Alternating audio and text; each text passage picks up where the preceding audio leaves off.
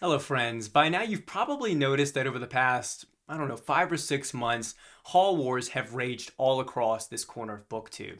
These gluttonous splurges of book buying.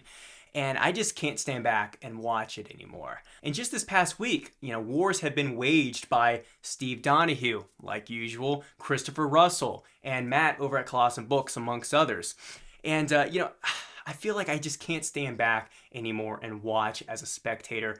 I must enter the battlefield myself. So, this past Tuesday, my friend was visiting in town from Montana, and he was up in Denver while his wife was attending a specific conference for her job. And I figured, well, that's a perfect excuse for me to drive up, see my best friend, and also do some book shopping. So that's what I did. I visited, I think, 6 different shops, and different than all these other book hauls you're seeing on YouTube. They're all great. I love them all. But I'm going to bring you along with me a little bit. I tried to capture some footage. I was going to make it more of a vlog, but I don't want to, be cumbersome either to my friend or within the bookstores, but I did film some footage. So as I talk about the books I got, I also want to describe the store a little bit and just have a little bit of commentary about perhaps what makes a great bookstore, at least for me. So without further ado, I've got my hefty haul to show you right here.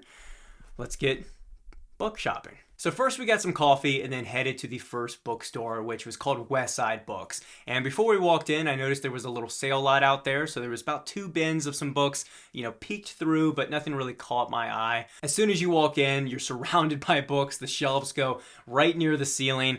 And I figured, I have to find something here. If not, a basket full, a handful of books, then I'm going to be walking out of here and have a strong start to the day. But unfortunately, I actually got no books at this store.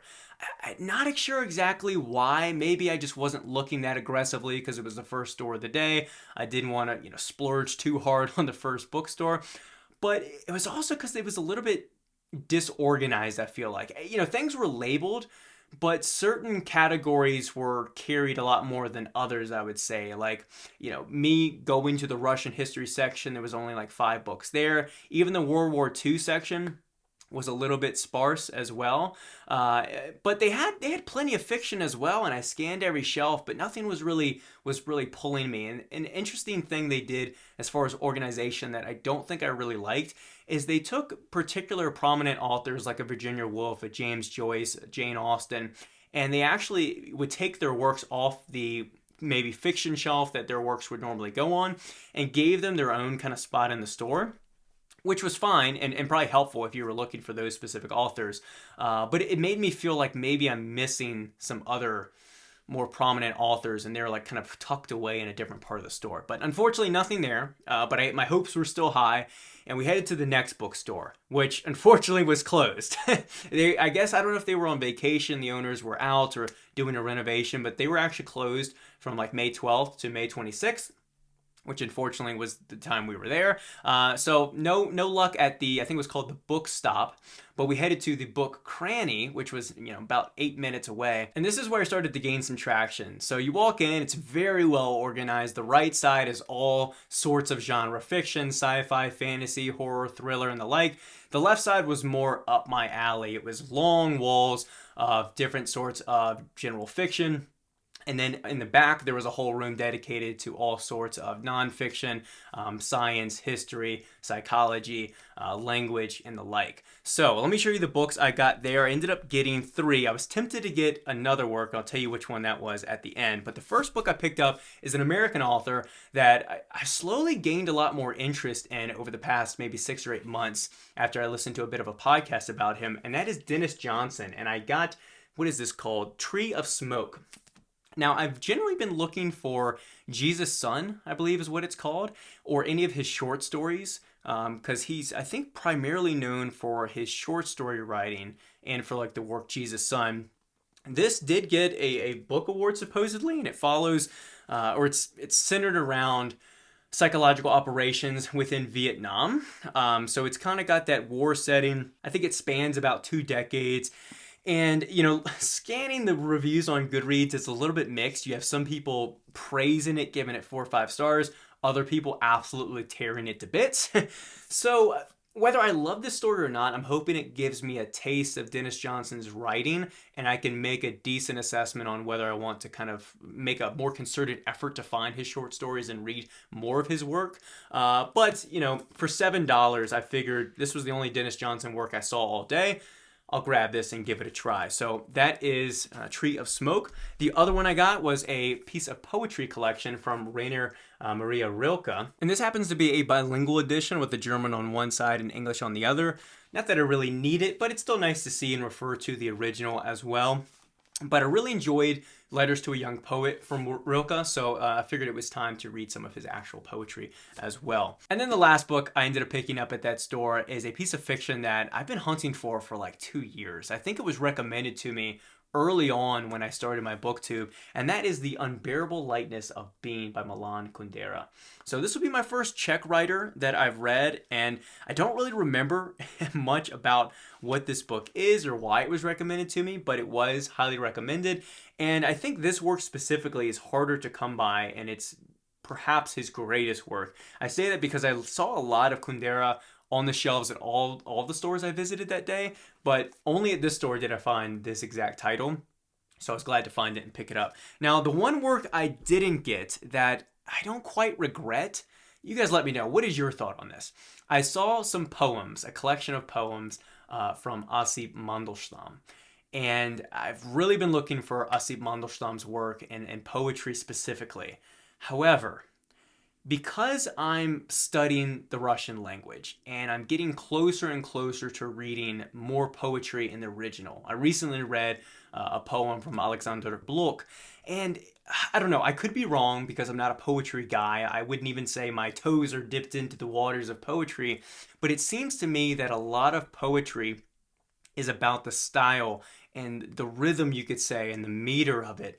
And although in other forms of literature, you can translate meaning or an action pretty closely one-to-one from one language to another, with poetry, it seems like there's something inevitably lost when you translate it, whether it's exact word choice or precision or sound and what's evoked from it. I don't know. I could be totally wrong. I could be, again, speaking out of turn here.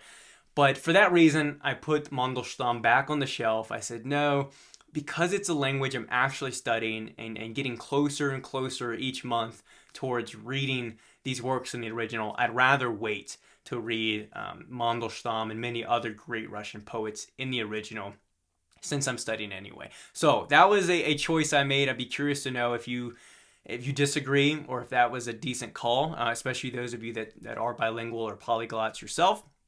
Let me know. But then we headed to a store I actually visited back in February for my birthday when I did a bit of a bookstore crawl, and we went to this one called Hermitage Antiquarian Bookshop.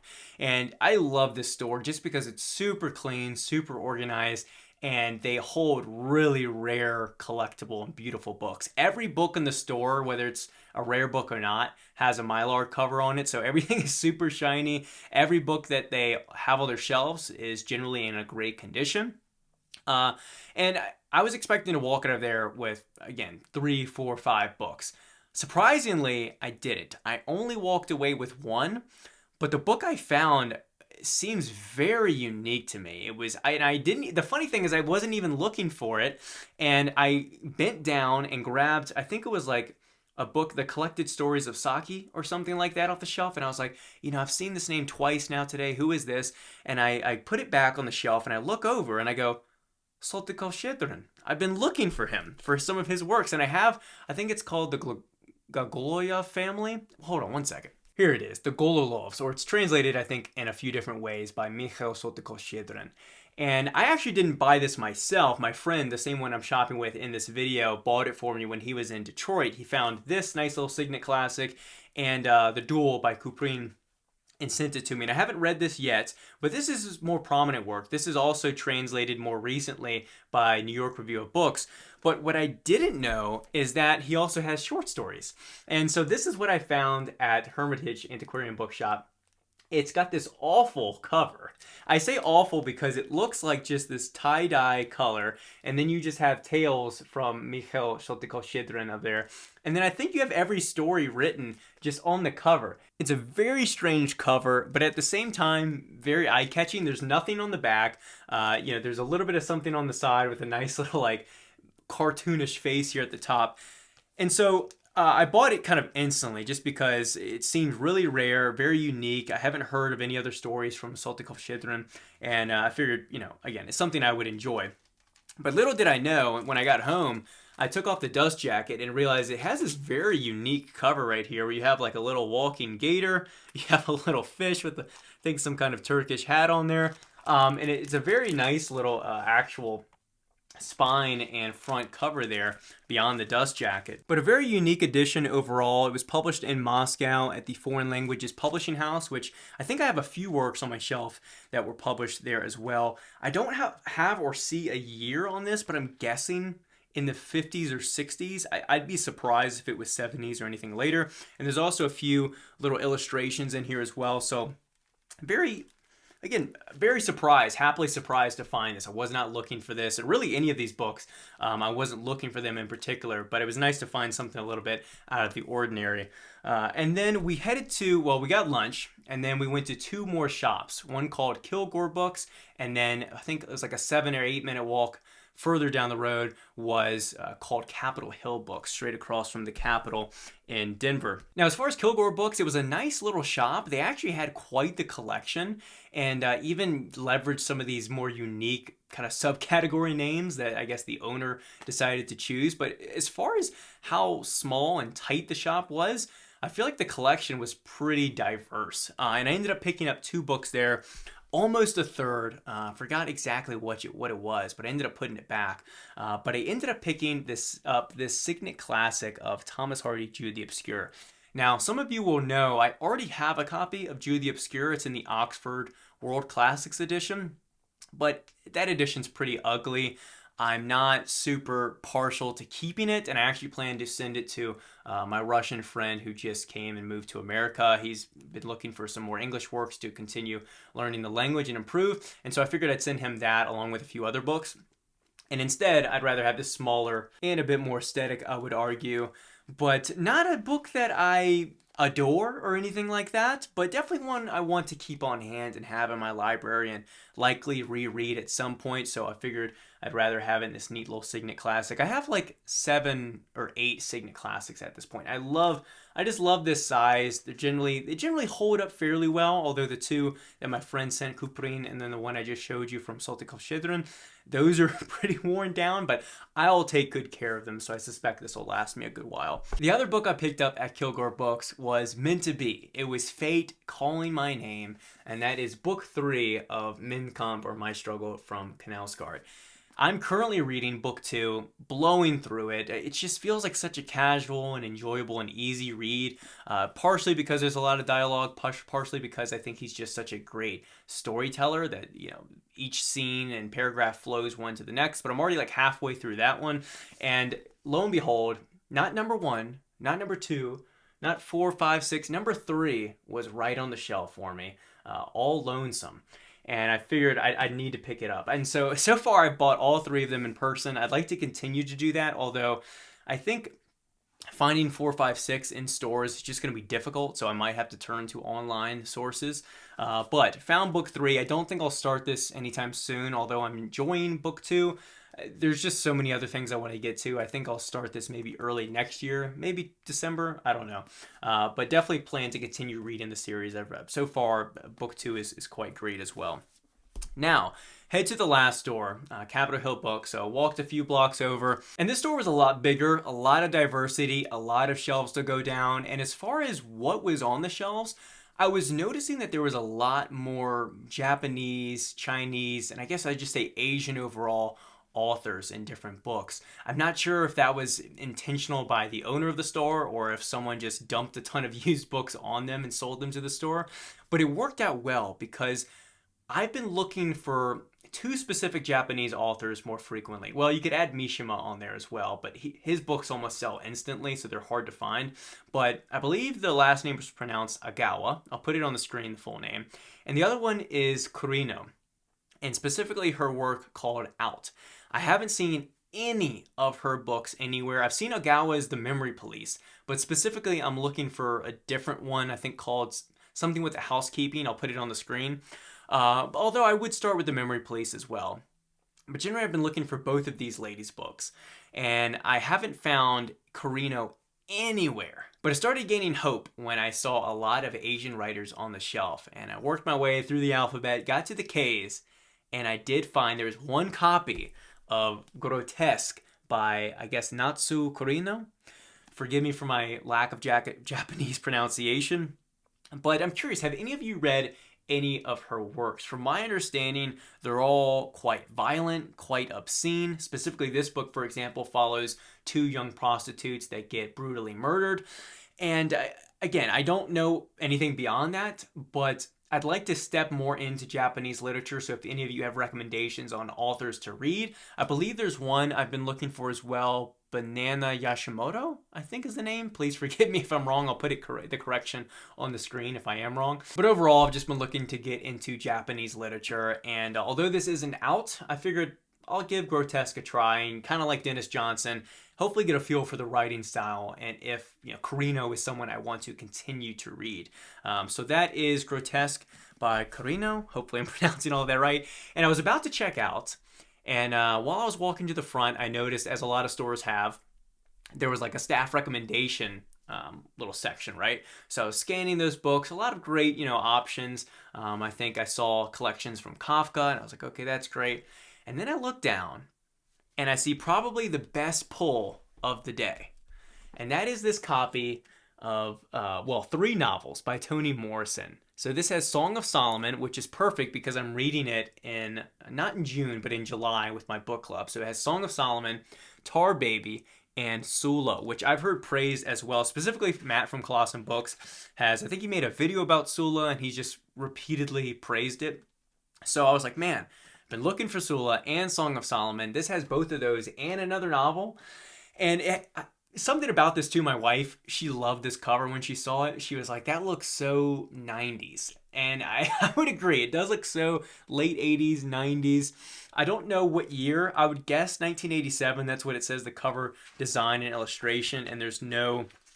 oh no, there is right here. Yep, 1987 by Book of the Month Club Incorporated. So very cool edition here. It's not in perfect shape. The spine is a little bit concaved. It's a little bit, I don't know, I wouldn't say fully corked. The pages are a little bit dirty here and there, but overall, perfect. And I literally said in my last video, I was looking for some unique or used edition of Song of Solomon. And there we go. So that was a phenomenal pull. I was really happy to end the day like that. So overall, I practiced some restraint. I was very picky with the books I was selecting. I practiced some restraints. And, that's rare in these haul wars. You don't see much restraint. You see a lot of just unabated aggression, I would say. But hey, maybe I could lead by example and be the glimmer of hope within these haul wars. But before I finish, I actually have 2 more books to show you. One I bought and one was sent from a publisher. Regarding the book I bought, I only found out that this book existed purely by chance. I was reading Pyotr I, Peter I by Alexei Tolstoy, which by the way has been an absolute slog to read. It has some moments, especially if you're passionate about Russian history and want to get just a taste of the sentiment of the peasantry and the people of Moscow at the time. I think it works, but for the most part, it's probably good that it's out of print. Back to the reason, though, is in that book, it mentions this famous revolting figure, Stepan Razin, or Stenka Razin. And that led me to a Wikipedia entry, and I was reading Wikipedia, and I saw one of the historical references was this book by Paul Avrich called The Russian Rebels, 1600s through 1800s. So this book highlights, I believe, 4 or 5 different famous revolts and rebellions between that time period. So right after the times of troubles, and then obviously before any of the kind of Decembrist or 1905 revolution, Bolshevik revolution. So this book covers Balatnikov, Razin, Bulavin, and Pugachev, which if you've read The Captain's Daughter by Alexander Pushkin, then you would be familiar with Pugachev because he has a famous revolt that whole story is centered around. But really neat edition. I found this on Abe Books for $10.